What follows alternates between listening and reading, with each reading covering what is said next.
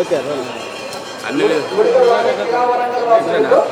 Set అవుతుందేమో అని.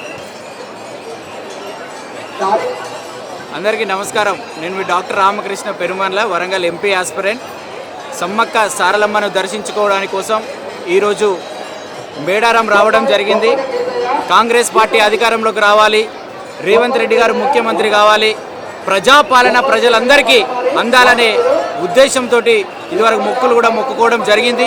ఈరోజు ఆ మొక్కులు తీర్చుకోవడం జరిగింది.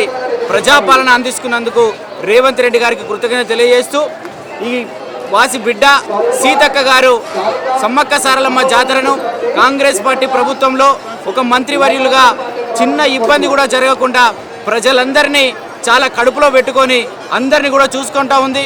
వాటర్ ఫెసిలిటీ కానీ, టాయిలెట్ ఫెసిలిటీ కానీ, భోజన ఫెసిలిటీ కానీ, సమ్మక్క సారలమ్మ దర్శనం ఫెసిలిటీస్ కానీ, పోలీస్ బందోబస్తు, పత్రికా విలేకరులు, సామాన్య ప్రజలకు అందరికీ అందుబాటులో ఈరోజు సమ్మక్క సారలమ్మ జాతర కాంగ్రెస్ పార్టీ ప్రభుత్వంలో చాలా సుభిక్షంగా జరుగుతుంది.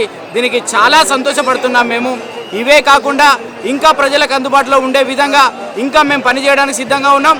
రాబోయే పార్లమెంట్ ఎన్నికల్లో కూడా దేశంలో కూడా కాంగ్రెస్ పార్టీ వస్తే ఈ సమ్మక్క సారలమ్మ జాతరకి కూడా ఇంకా మంచి హోదా, జాతీయ హోదా తీసుకొచ్చే విధంగా కూడా మా రాహుల్ గాంధీ గారు, సీతక్క గారు, రేవంత్ రెడ్డి గారు, మా నాయకులందరూ కూడా తప్పకుండా ప్రయత్నం చేసి సమ్మక్క సారక్కలు ఈ ప్రాంతానికి చేసిన సేవలను మర్చిపోకుండా ఇంకా వారిలాగా ఎందరో సమ్మక్క సారలక్కలు ఈ వరంగల్ ఉమ్మడి జిల్లా నుండి ఉద్భవించాలని, మిగతాలందరూ మేమందరం కూడా వాళ్ళని స్ఫూర్తిగా చేసుకొని మేమందరం కూడా పాటుపడతామని. నేను ఇక్కడనే జాకారం రెసిడెన్షియల్ స్కూల్లో చదివాను.